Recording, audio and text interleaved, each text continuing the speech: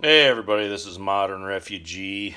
I've had a lot of people recently ask me, hey, what do I put up for food for the winter with everything that's been going on? So I kind of want to touch base on a few things in this video. As most people, I revert back to what I know, and I know how the old timers used to put up food for the winter. So that's what I'm going to talk about in this video. The old timers would typically put enough food up to last them from the end of their butchering and growing season until the following year. And for us, it was typically between the end of October and the first part of November through to about the first of the following June. So that's about 210 to 230 days, give or take. And that's what they wanted to put food up for.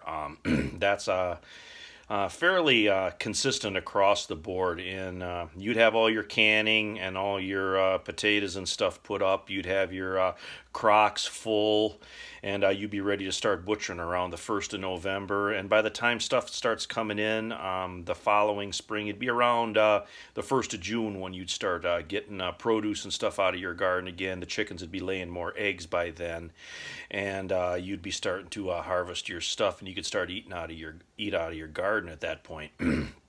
And the main things that I seen, I'm going to go over in this video, but then I've added a few things and I've modernized a few things for us. And the main things that I want to have put up, I want to have 100 pounds of corn, I want to have 100 pounds of beans, I want to have 100 pounds of potatoes, 100 pounds of wheat, and 100 pounds of rice, and 100 pounds of sugar, and 100 pounds of salt put up.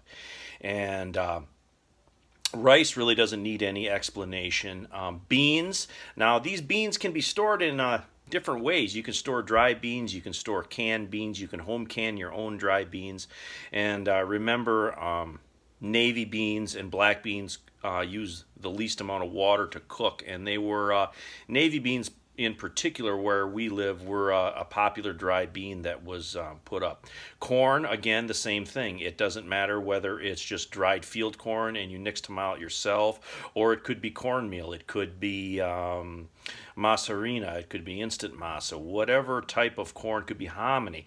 All these things fall back into that 100 pounds. The same thing with wheat. You can store wheat berries and grind your own, or you can do combinations of wheat and combinations of flour, whatever works best for you guys. 100 pounds of potatoes. Again, I like to cold store my potatoes and my clamps. I've done videos, and I've done videos on different things that I'm talking about in this video here.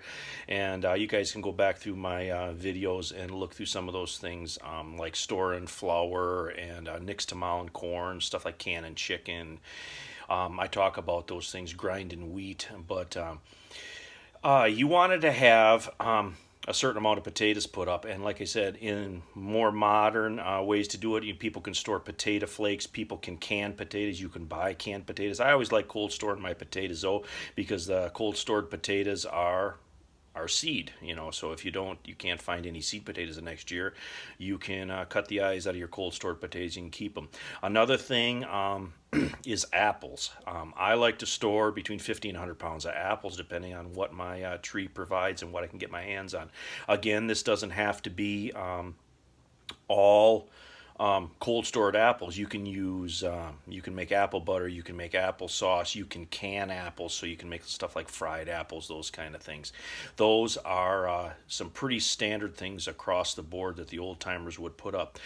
They would use crocks to ferment stuff, and all the old timers would have something fermented in their basements come late fall and early winter. Typically, it would be either sauerkraut or crockdills, but those are very important because of the beneficial bacteria that's in those fermented foods, and sauerkraut is very high in vitamin C. Another thing that they would store would be canned or dry milk. And again, I go back to the hundred thing. You'd want 100 cans or 100 pouches, or a combination of canned milk, pouches, condensed sweetened milk. All these things they used for for their stores for the winter. And fats is another one. They would put up quite a bit of fat and lard. Back then it would have been lard, but nowadays we can mix that up with different fats. You can put up 25 pounds of butter. Now you can freeze your butter. I prefer ways that aren't locked into electricity, so you could do stuff like canned ghee. You could store lard, you can store tallow, you can store coconut, hard coconut fats. You can store yourself oil, and I actually like olive oil stored in metal containers. Olive oil stored in metal containers lasts quite a bit longer than the oil that's just in the clear plastic containers. Another thing is baking stuff.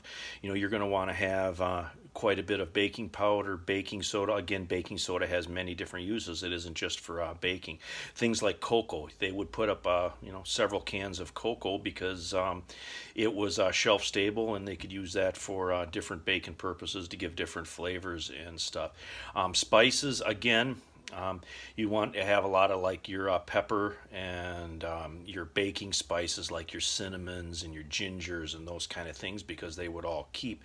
I prefer, in a modern sense, I prefer stuff that's like your seasoned salts, like your Montreal steak seasoning, your Lowry's, your adobo seasoning, your Tony Chachere's, because if you only have that, you can still at least season your food with just that one seasoning, and that stuff is fairly inexpensive, and it keeps for a long period of time. Stuff like peppercorns was kept. When you get into the 100 pounds of sugar, it doesn't have to be all white sugar. It can be mixed up. You can use a little bit of brown sugar. You can use other sweetening agents like honey. You can have a couple gallons of honey. You can have a gallon or so of molasses, because if you have molasses and white sugar, you can make your own brown sugar. Stuff like maple syrup, like up here in the north, we can cook down our sap, and we can make maple syrup. They also would have dark corn syrup. You'd have a lot of stuff like dark Caro syrup, light Caro syrup. Those were sweetening agents that the old timers used and would have on hand. Eggs. Myself, I keep at least 10 dozen of eggs in the refrigerator at all times, and then I keep at least 10 dozen or more water glassed in storage, because I'll have those eggs. Even if the electricity goes out, I'll still have an egg to put in stuff. All the old timers would have some type of fermented beverage. Making beer is kind of popular nowadays, but back when I was growing up, homemade wine was the kind of the norm. All the old farmers would have some type of homemade wine made out of whatever they would have available. It could be grapes, could be wild grapes, could be dandelions, could be tomatoes, could be apples, could be a whole number of things. And typically, at least 10 to 15 gallons of wine was the minimum most of them had on hand, and some of them even had 50 gallon barrels in the basement where they would make a batch of wine once a year, and then they would go ahead and use that.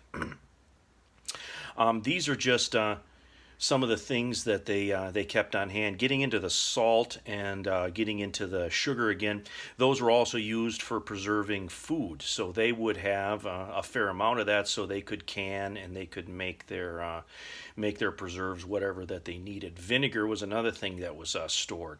Now vinegar can be made. I have never actually made vinegar. I might try some this winter, but vinegar was something that they kept a lot of as well.